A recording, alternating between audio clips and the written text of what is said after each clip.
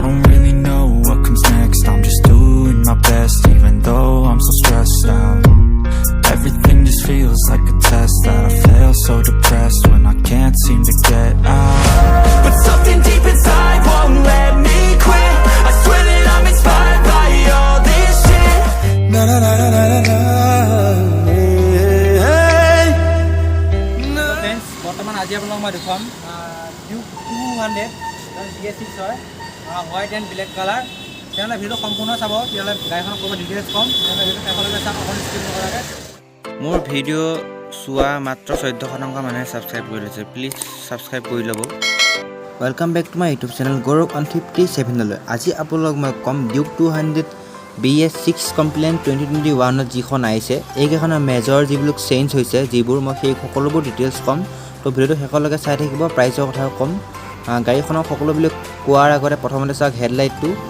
চাইডত আপোনাৰ দুডাল গিয়াৰ দিছে যিটো ৰাতি দেখিবলৈ বহুত ধুনীয়া হয় গাড়ীখনৰ সাইডত চাওক ডিজাইনটো অৰেঞ্জ কালাৰ ষ্টিকাৰ দিয়া আছে এইখন আপোনাৰ দুটা কালাৰ আছে মই বৰ্তমান যেটো দেখা আছে এটো হোৱাইট আৰু ব্লেক কালাৰ হয় আৰু এটা আছে অৰেঞ্জ এণ্ড ব্লেক কালাৰ দুইটা কালাৰ বহুত ধুনীয়া হয়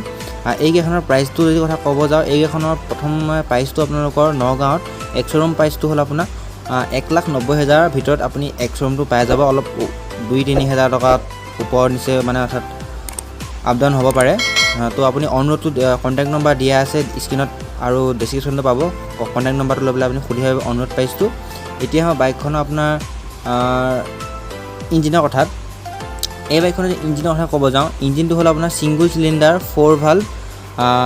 liquid cooled FI DOHC engine গাড়ীখন 199.5 cc হয় অৰ্থাৎ 200 cc বাইক হয় আৰু Duke 200 গাড়ীখনৰ পাৱাৰ কথা যদি ক'ব যাওঁ এইকেইখন ইঞ্জিনৰ মেক্স পাৱাৰ হ'ল আপোনালোকৰ 25 PS 10,000 rpm আৰু টৰ্কটো হ'ল 19 mm 8,000 rpm আৰু গাড়ীখনৰ যেটো চাচিছটো হ'ল মানে যেটো বডিটো হ'ল আপোনাৰ স্প্লিট ষ্টিল ট্ৰেইলছ ফ্ৰেমৰ হয় আৰু ফ্ৰণ্টৰ আপোনাৰ সাসপেনশনৰ কথা যদি ক'ব যাওঁ ফ্ৰণ্টৰ সাসপেনশনটো হ'ল WP USD 43 mm ৰ হয় চাইলক ধুনীয়া সাসপেনশন বহুত মোটা হয় আৰু গাড়ীখনৰ ফ্ৰণ্টৰ টায়াৰৰ কথা যদি ক'ব যাওঁ 100/10 70 ইঞ্চৰ হয় আৰু ফ্ৰণ্টত আপুনি ABS পাব 300 mm ৰ ABS পাব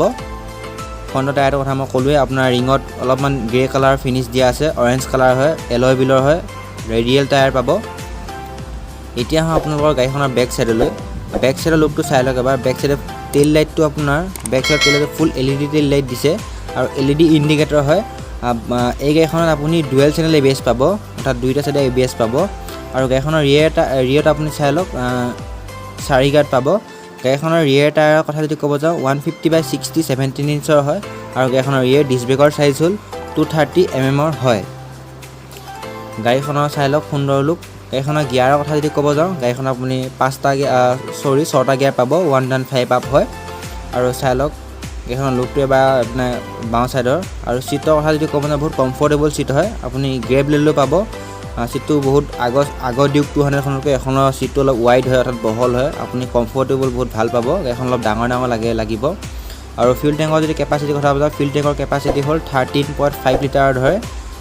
চাই লওক সুন্দৰ আৰু হেণ্ডেল বাৰৰ কথা যদি ক'বই না বহুত কমফৰ্টেবল হেণ্ডলিং হয় গাড়ীখনৰ মিটাৰটো ফুল ডিজিটেল মিটাৰ হ'ব লো ফিউল ইণ্ডিকেটৰ লো অইল ইণ্ডিকেটৰ বাকি সকলোবোৰ ডিটেইলছ আপুনি এই মিটাৰটো পাব সাৰ্ভিসিং কিটবিলাক সেইখিনিও পাব আৰু সুইচ গিয়াৰ কোৱালিটিখিনি বহুত ভাল হয় কাৰণ KTMৰ ফিনিশিংটো বহুত ভাল দিয়ে চাই লওক হাই বিম লো বিম ইণ্ডিকেটৰ হৰ্ন বাকি গোটেইখিনি আছে আপোনালোকে চাই ল'ব আপুনি কিল সুইচ আছে আৰু সেলফ ষ্টাৰ্ট আছে বহুত ধুনীয়া হয় গাড়ীখনৰ মাইলেজৰ কথা যদি ক'ব এইখন মাইলেজটো আপোনাৰ 30 ভিতৰত 35 ভিতৰত দিব আপোনালোকক কোনো টেনচন নাই আৰু যেটো BS6 অলপ মাইলেজটো বেছিকৈ দিব গাড়ীখনত চাই লওক ফ্ৰণ্টৰ লুকটো এবাৰ গাড়ীখনৰ মিৰৰখন বহুত ভাল ভিজিবিলিটি দিব পিছ সাইডলৈ চাই লওক ফ্ৰণ্টৰ লুকটো আৰু গাড়ীখনৰ গোটেইবিলাক ডিটেইলছ মোৰ মতে কৈ দিয়া হৈছে গাড়ীখনৰ গ্ৰাউণ্ড ক্লিয়াৰেন্সটো হ'ল আপোনাৰ 170 mm ৰ হয় আৰু ৰিয়েৰ এমাত্ৰ সিটো সাসপেনশন হ'ল মনোশক হয় WP মনোশক হয় ৰিয়েৰ সাসপেনশন আৰু গাড়ীখনৰ যেটো সিট হাইটটো হ'ল 810 mm ৰ হয় সকলোবোৰ ক্লিয়াৰ কৰি দিছো হয় যদি আপোনালোকে মানে কি প্ৰাইচটো বেছি হয় বা KTM Duke 200 খন বাকি বেলেগ বাইকতকৈ এই বাইকখনৰ প্ৰাইচটো অলপ বেছি হাই হ'ব পাৰে বাট কিন্তু গাড়ীখনত যিবিলাক বস্তু দিয়ে ন আপোনাৰ টায়াৰ হওক বেকিং হওক পাৱাৰ হওক পাৰফৰ্মেঞ্চ হওক লুকছ হওক মানে পইচাটো দিয়েতো মানে ইমান গা নিবিষাব কাৰণ গাড়ীখনৰ লুক আছে আপুনি চব ফালৰ পৰা মানে KTM একদম বঢ়িয়া ধুনীয়া বাইক এটা দিছে আপোনালোকক তো বাইকখন আপুনি ক্ৰয় কৰিলে ক্ৰয় কৰিব পাৰে মই নম্বৰ পুনৰ কৈছোঁ স্ক্ৰীনত শ্ব' হৈ আছে ডেছক্ৰিপশ্যনতো আপোনাৰ শ্ব' হৈ আছে তো আপোনাক যদি বাইকখন লাগে তেনেহ'লে কণ্টেক্ট কৰিব পাৰিব তো আজিলৈ ইমানেই বাই বাই যদি ভিডিঅ'টো ভাল লাগিছে ছাবস্ক্ৰাইব কৰিব